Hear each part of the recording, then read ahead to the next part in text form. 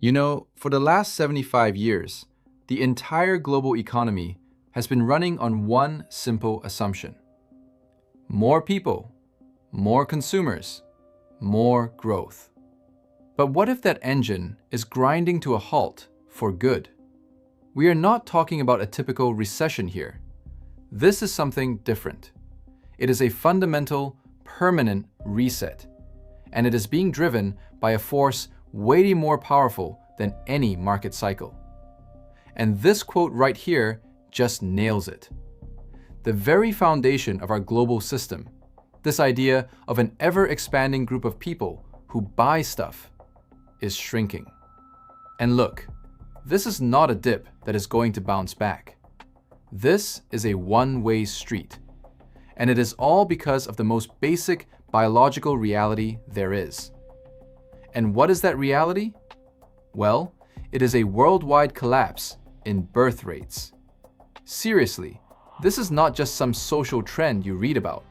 It is the single most important economic story of this century. Everything else we are about to talk about, from labor shortages to how central banks work, it all comes back to this one simple, undeniable fact.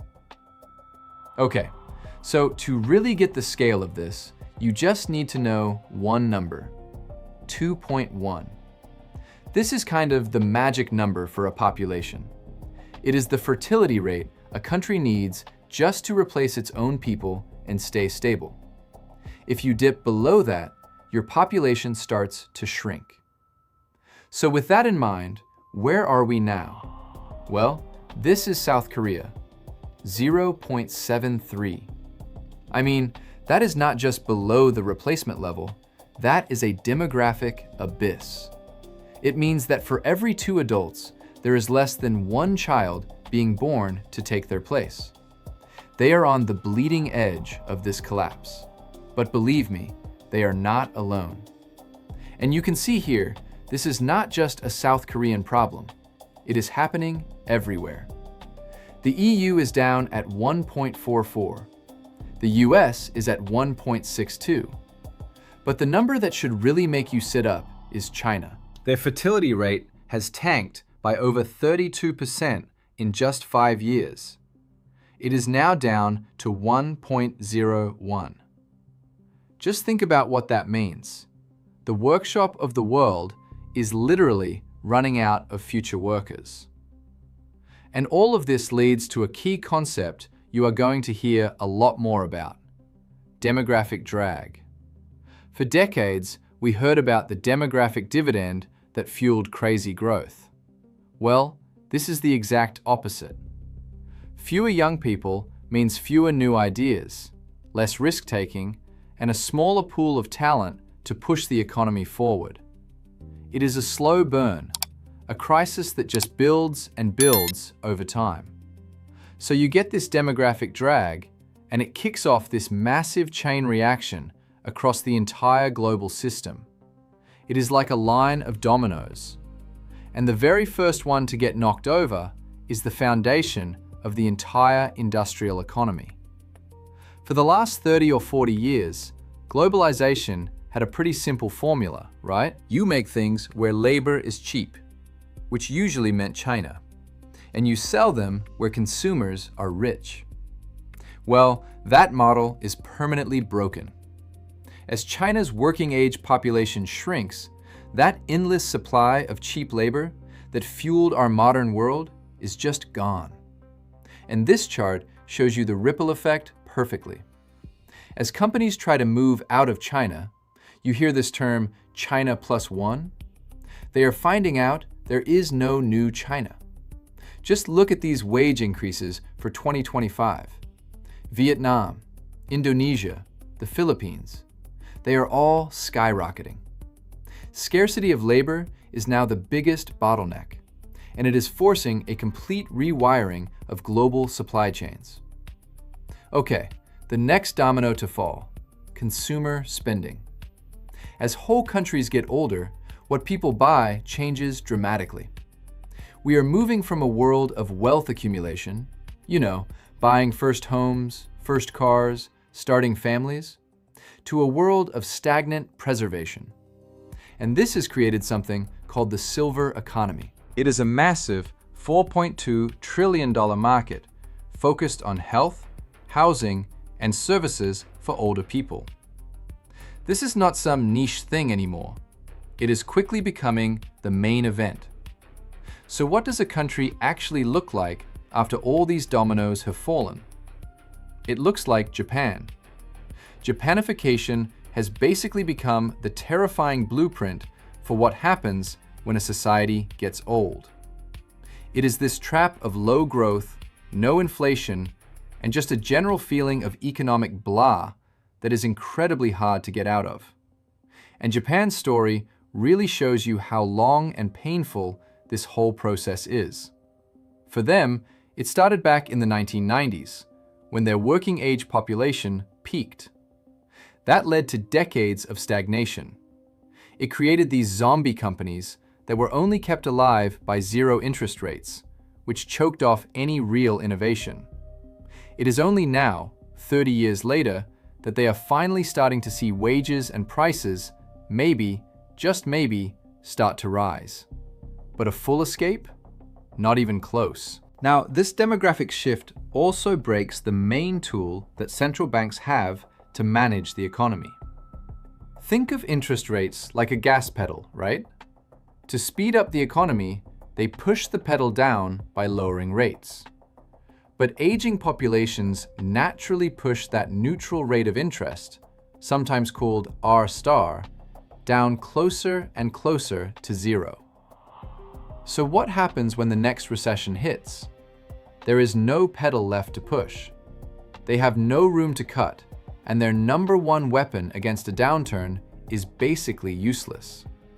Okay, so I know the picture I am painting seems pretty bleak, but this massive global reset is forcing an equally massive pivot. The world is now desperately searching for a savior, and it seems to be landing on two big solutions: technology and migration. And that leads to the single most important question that all these aging economies are facing. It is not a philosophical question, it is a deeply practical one. When the factory floor is empty and the office is half full, how does anything actually get done? The answer, more and more, is this. Automation is not about getting rid of human workers for efficiency anymore. It is becoming a demographic survival strategy. As your population gets older and workers become super scarce, adopting robotics and AI becomes a national imperative. You do not automate because you want to. You automate because you absolutely have to. And we are not just talking about robots on an assembly line. What is really fascinating here is how AI is being aimed at white-collar, cognitive jobs. I mean, look at these efficiency gains. HR and IT functions could see improvements of up to 50%. This means we are heading toward a future where AI is not just a tool for people, but an actual replacement for them in certain jobs, simply because there are not enough people to do the work. The second savior is, well, human. In this new world, countries that can successfully attract young, skilled workers from abroad are going to have a massive strategic advantage. Immigration is shifting from being just a political issue to an urgent economic necessity.